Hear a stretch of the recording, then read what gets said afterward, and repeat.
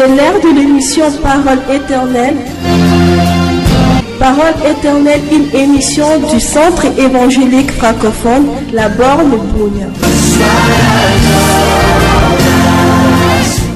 Habitants de Bounia et ses environs, nous vous invitons nombreux, soyez les bienvenus à notre culte au Centre évangélique francophone La Borne ce dimanche, où nous sommes réunis pour passer 1 heure avec notre Seigneur. Nous vous invitons donc à prendre place dans votre salon, bien habillés, comme vous l'êtes toujours, et nous allons chanter, nous allons louer, nous allons glorifier le Seigneur ensemble avant d'écouter sa parole ce dimanche matin.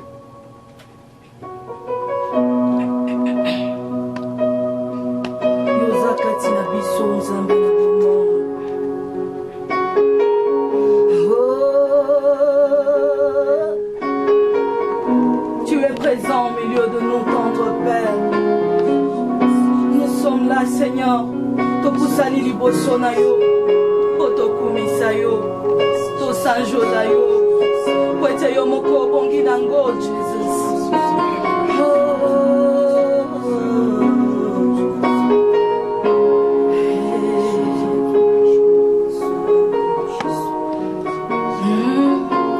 Yozali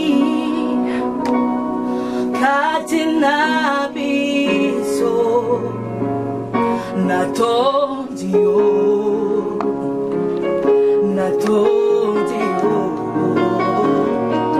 Yozali, Katina biso, Natondio,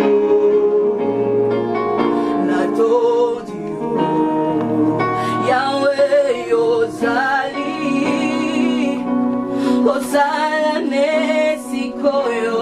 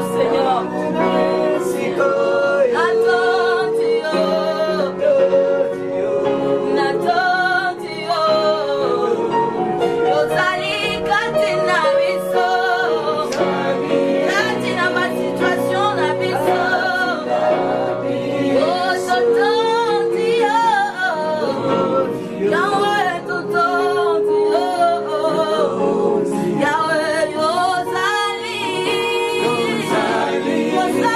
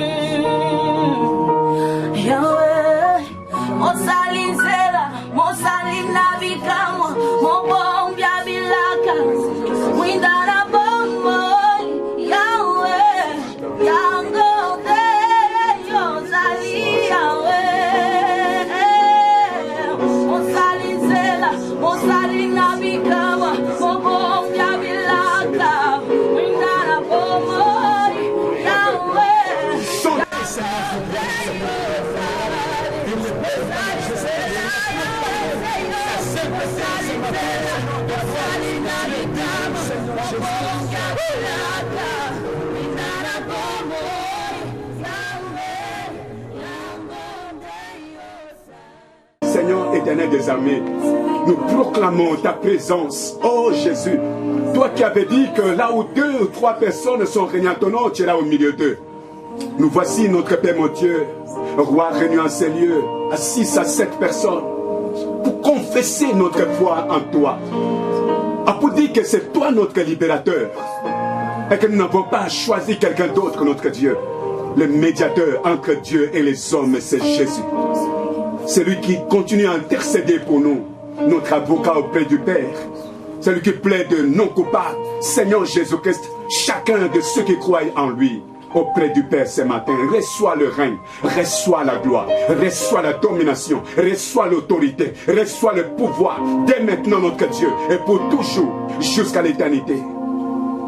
En ton nom, Seigneur Jésus, nous avons prié ainsi. Amen. Amen. Shalom, mes frères et sœurs. Shalom. Que le nom du Seigneur soit glorifié. Nous sommes ce matin à notre culte comme d'habitude.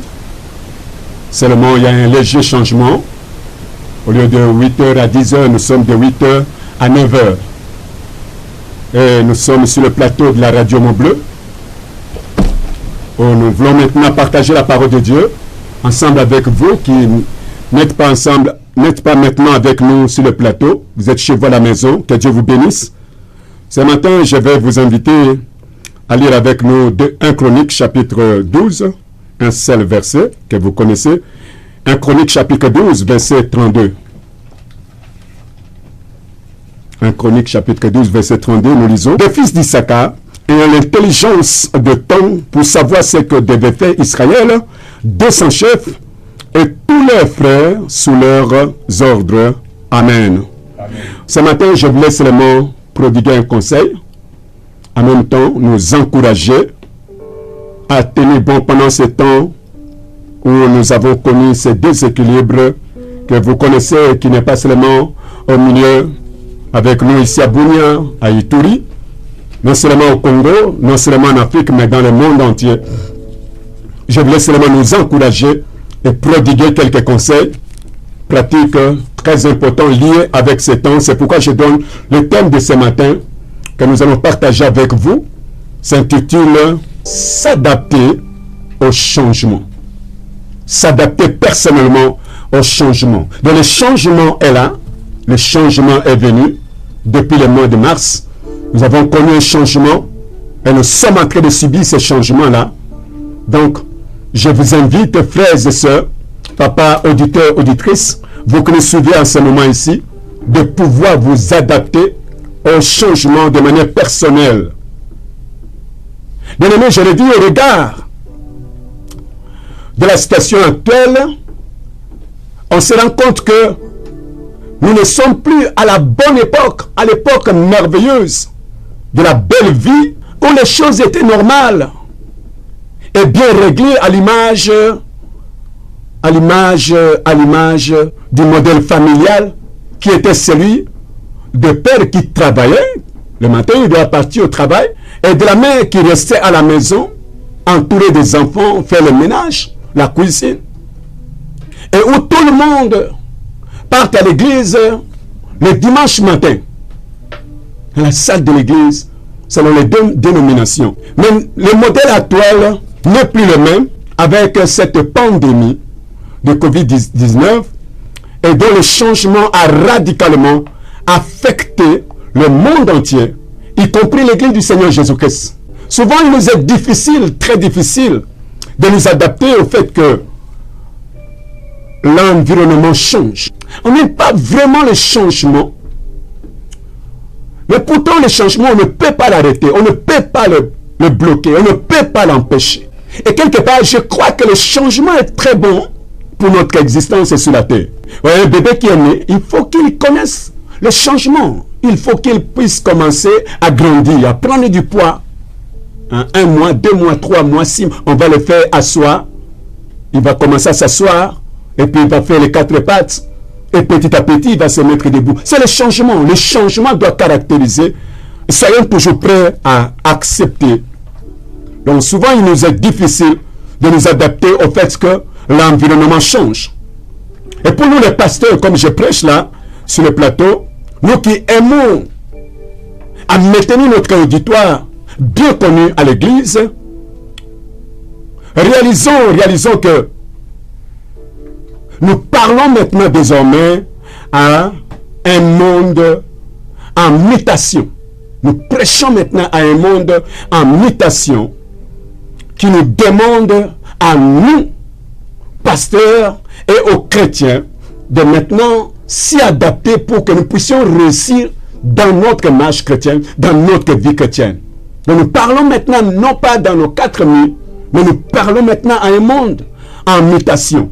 À un monde que nous ne pouvons pas rassembler du fait que les précautions ou les consignes sont telles qu'on doit être, on ne doit pas être en grand groupe dans un milieu comme nous sommes là au plateau. Donc cette situation ressemble par exemple aujourd'hui là, le changement qui vient ressemble aux enfants qui passent toute la semaine par exemple à l'école en train d'apprendre sur des ordinateurs, Macintosh, et à jouer avec des jeux virtuels, et qui ne seront plus, qui n'auront plus le goût de se familiariser avec l'ancien tableau noir qu'ils avaient l'habitude de voir à l'école du dimanche, ou par exemple, même à l'école. Ils ont déjà pris un autre. Il y a une mutation, il y a un changement de mode, changement de vie. Bien que le pouvoir de notre message ne change pas, mais les moyens de communication, le moyen de transmettre ces 10 messages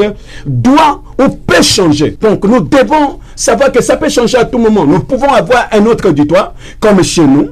Nous étions à l'église, et maintenant, ça a changé. Nous sommes sur le plateau de la radio Mont-Bleu. Efforçons-nous donc, dans la prière, à comprendre ce changement d'un point de vue divin. Entrons en prière. Qu'est-ce que Dieu veut nous enseigner pendant ce temps ici? Il y a beaucoup de questions qui se posent actuellement là. Pasteur, est-ce que c'est la fin du monde? Est-ce que vraiment, qu'est-ce qui va arriver après? Nous essayons de plonger notre regard dans la parole de Dieu. Nous essayons un peu de rassembler certains éléments afin d'enseigner le peuple de Dieu, de le rendre beaucoup plus prudent par rapport à ce changement ici. Probablement aussi que ça peut nous amener à la fin du monde. Pourquoi pas? Et c'est d'ailleurs notre souhait. C'est ce que nous désirons, nous, chrétiens. Alléluia. Amen. Donc, essayons dans la prière de comprendre ces changements d'un point de vue divin et recherchons la perception divine de cette situation. Qu'est-ce que je vais devenir? Qu'est-ce que cela va m'amener? Mais quand nous sommes en prière, frères et sœurs, débarrassons-nous de la peur. Ne soyons pas emportés par la peur du Covid-19. Non. Vous savez, le Seigneur que nous sommes en train de glorifier là, la Bible dit que celui qui est en nous est plus fort que celui qui est dans le monde. C'est Covid-19 qui est dans le monde. Et après lui viendra encore un autre virus plus puissant que cela. Mais toujours celui qui est en nous restera toujours plus puissant, plus fort que celui qui est dans le monde. Nous n'avons pas à développer cette peur face au Covid-19, mais nous devons regarder le changement en face. Cela peut affecter de façon durable la manière dont nous répondons aux changements qui venaient de se produire. Ne soyons pas comme si nous étions en vacances spirituelles pour s'accrocher à la télévision et aux autres futilités matin soir du fait que les portes de nos églises sont fermées. Mais appliquons-nous à de nouvelles idées, appliquons-nous à de nouvelles méthodes d'utiliser les nouvelles technologies. Même si c'est la science qui les a inventées, mais c'est Dieu qui a mis cela à notre disposition et c'est bienvenu en ce moment ici. Utilisons ces moyens-là, ces nouvelles technologies. Et même j'ai aimé beaucoup, durant la semaine, le mercredi, il y a un papa de l'église qui a échangé avec moi. Pasteur, qu'est-ce que ça coûte pour que l'église puisse avoir une radio? Ça coûte combien? Je lui dis en tout cas, vraiment, là tu es en train de me saigner le cœur. Donc tu me touches plus profondément. Je crois que c'est le Saint-Esprit qui lui a donné ce fardeau-là. Et je prie que, alors qu'il est en train de nous suivre en ce moment ici, que le Seigneur continue à mûrir, le Saint-Esprit continue à mûrir cette pensée. On a besoin de ces moyens-là. Ce n'est pas pour que nous passions de ces moyens tout ce que nous voulons, mais pour que nous puissions savoir communiquer avec ces moyens-là, le message de la parole de Dieu. On a dit que la parole, la prédication de la bonne nouvelle sera répandue, prêchée dans le monde entier avant que le Seigneur ne vienne. Et même je suis en train de demander au Seigneur que si on pouvait étendre les réunions ou bien étendre les ondes de la radio Mont-Bleu jusqu'à 200 km, jusqu'à 300 km, jusqu'à 500 km, afin que les gens qui sont à Mambasa, à Nyanya là-bas, afin que les gens qui sont à, je ne sais pas, de l'autre côté, province Otuele, puissent nous suivre à Durba là-bas, à Mahagi, à Aru, qu'ils puissent nous suivre. C'est vraiment un désir d'étendre le message de la parole de Dieu. Mûrissons ces besoins-là. Je me dis, mais pourquoi pas que, alors que nous parlons sur le plateau ici, pourquoi pas que ces pensées puissent être dans le cœur des papas de l'église La Borne, des mamans qui me suivent, qui nous suivent dans ces moments ici, la pensée de la radio. Comment on peut faire pour avoir notre cœur? Il me demandait les prix. Est-ce que ça peut coûter 30 000? Est-ce que ça peut coûter 50 000 $? Je dis non, frère, je ne connais pas, mais en tout cas, mûrir la pensée. C'est merveilleux. Familiarisons-nous à ces programmes de courrier vocal que Dieu nous offre jusque-là par le biais de la radio Mont-Bleu, qui est d'une grande source de bénédiction pour l'église La Borne, pour les auditeurs, les auditrices de l'église, de la ville de Bunia et ses environs. Maintenant, que le Seigneur bénisse abondamment vraiment cette radio. Exploitons de manière appropriée ces technologies et autres afin de distribuer notre message immuable. Notre message ne change pas. Il est toujours le même, mais il porte beaucoup de fruits partout où il est arrivé. Considérons que les messages sur les ondes de la radio Mont-Bleu sont vraiment des moments de culte, comme nous en avions l'habitude quand nous étions dans nos églises.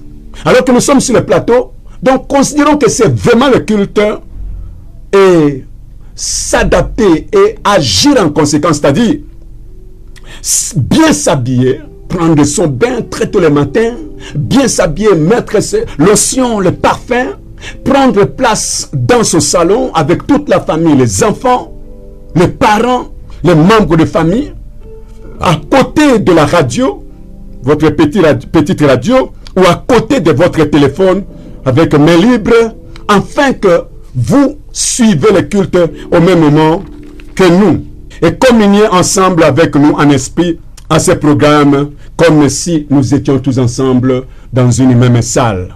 Améliorons continuellement, améliorons-nous continuellement, parce que le changement a à faire avec l'inhabituel. Le changement qui est venu, nous ne sommes pas habitués avec cela. Mais nous devons nous améliorer continuellement, parce que le changement a à faire avec quelque chose d'inhabituel qui vient d'arriver et nous a surpris, et nous devons commencer à nous conformer à cela. Apprenons sans cesse à partir de ce que nous sommes sur le plateau. Il est retenu de manière générale, frères et sœurs, dans la vie courante, que les gens n'ont pas forcément peur du changement, mais ils ont peur d'être changés. Que ce changement peut les changer, peut les transformer. Ils n'ont pas tellement peur du changement, mais ils ont peur d'être changés. Qu'est-ce qu'il sera? Quelle sera l'issue de ce changement? Voilà pourquoi il est de notre responsabilité, en tant que conducteur du troupeau de notre Seigneur Jésus-Christ, d'aider les gens à aller au-delà de leur zone de confort habituelle et d'accepter ce changement-là. Nous voulons par ce moment ici, par cette prédication, par ces conseils, vous aider, ma soeur, mon frère, à aller au-delà de votre confort, de votre habitude, et d'accepter ce changement. C'est pourquoi je voulais citer un auteur très important. Machiavel avait dit ceci: il n'y a rien de plus difficile, ni de plus dangereux que de définir un ordre nouveau. Parce que les réformateurs ont des ennemis en tout ce qui profite de l'ordre ancien. Et seulement quelques défenseurs, peu enthousiastes, qui profitent de l'ordre nouveau. Suivez l'enchaînement de sa pensée. Ce peu d'enthousiasme naît pour une part de la crainte qu'ils ont de leurs adversaires, qui ont la loi en leur faveur, et pour une autre part de l'incrédulité de l'humanité, qui ne croit pas vraiment en ce qui est nouveau, jusqu'à ce qu'elle ait fait véritablement l'expérience. Donc l'humanité n'aime pas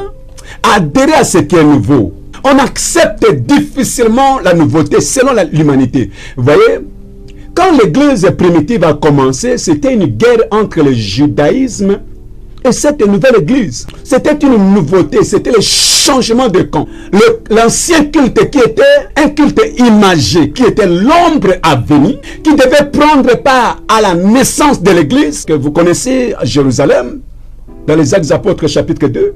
Les gens qui continuaient avec cette pratique-là, ils ne savaient pas qu'un changement pouvait provenir à tout moment. Et ils étaient liés avec l'ancien système.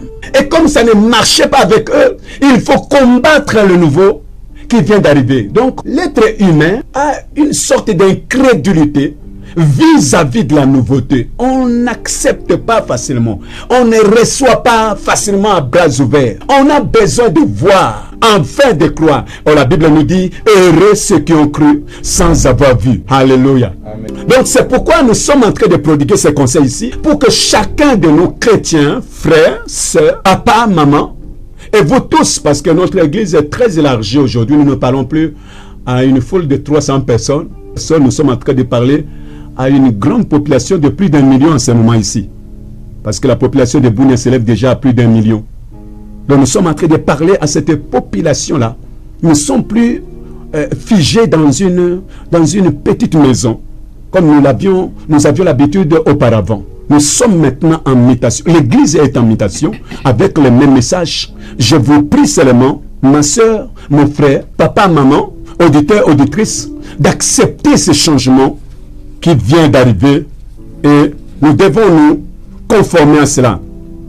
Réalisons aussi que le changement survient constamment. Le changement peut survenir brusquement, comme ce qui est arrivé. Mais que l'adaptation au changement, ça va prendre du temps. On ne vous force pas, nous ne vous imposons pas de vous adapter, mais nous sommes en train de vous pousser seulement, de vous exhorter, de vous encourager à vous adapter à ce changement qui venait de produire, parce que nous ne pouvons pas changer les changements qui venaient de se produire. Si vous pouvez permettre cette tautologie, nous ne changeons rien, nous ne faisons qu'observer, et notre pas consiste à nous adapter, à nous y conformer, afin que nous ne puissions pas créer un déséquilibre dans notre vie spirituelle, dans notre marche de tous les jours. Donc réalisons que le changement survient constamment, mais que l'adaptation au changement prend du temps. Ça va prendre du temps. C'est une nouvelle habitude. C'est une nouvelle méthode. Comment ça va aller? On va continuer comme ça? Est-ce que vraiment on ne se retrouvera pas dans notre église? Non. Recommandons toutes choses à Dieu, parce que la Bible dit que toutes choses concourent au bien de ceux qui aiment Dieu. En ce moment ici, en réalité, le mois de mars, c'était pour nous le mois d'évangélisation. On devait évangéliser. Mais c'est maintenant que je commence à comprendre la pensée que Dieu nous avait communiquée l'année passée, le samedi 23 novembre 2019, en disant, c'est un passage biblique que Dieu nous avait donné en vision, 1 Corinthiens chapitre 16, verset 9, où il nous a dit que, oh, une porte grande d'un accès efficace m'est ouverte, mais les ennemis sont nombreux. L'un des ennemis, c'est Covid-19. Alléluia. Mais on ne savait pas comment on allait évangéliser, comment on allait gagner ces âmes-là. Aujourd'hui, maintenant, nous voyons que c'est une grande porte. Une grande porte, parce que nous recevons des appels, nous recevons des frères, des sœurs qui nous appellent pour nous remercier, pour nous dire merci, pasteur, vraiment, on était vraiment comme au culte. Réalisons que le changement survient constamment, mais que l'adaptation au changement prend du temps. Il a été établi par des experts en développement de management ou de management en anglais. Il a été prouvé par ces experts qu'il faut qu'un événement se reproduise 20 fois pour développer une habitude à cela. C'est la raison pour laquelle le changement n'est pas facile. Donc les experts en développement de management ont dit qu'il faut qu'un événement se reproduise 20 fois pour développer une habitude. Elles ont dit encore qu'il faut 10 fois plus, ça veut dire 200 fois à 300 événements pour briser une habitude ou pour un changement de paradigme. Donc une habitude, on ne le change pas facilement. C'est ainsi que s'adapter au changement devient un défi personnel et cela demande de la patience. Et on est là en train de suivre ce qui se passe à la radio. C'est une nouveauté. Le Seigneur le veut ainsi. Efforçons-nous, ayons de la patience pour s'adapter au changement. Cela devient un défi. C'est un défi que nous devons relever et nous devons être souples. Soyons patients. Soyez bénis, car Jésus-Christ qui est en nous, il est plus fort, plus fort, plus fort, plus fort que celui qui est dans ce monde. Je vous souhaite un très bon dimanche, très bon week-end, en compagnie du Père, en compagnie du Fils et en compagnie du Saint-Esprit. Nous sommes entourés d'une nuée de témoins, des saints qui nous ont dévancés dans la gloire. Que Dieu soit là. C'est l'heure de l'émission Parole éternelle. C'est l'heure de l'émission Parole éternelle. Parole éternelle, une émission du Centre évangélique francophone, la Borne Bounia.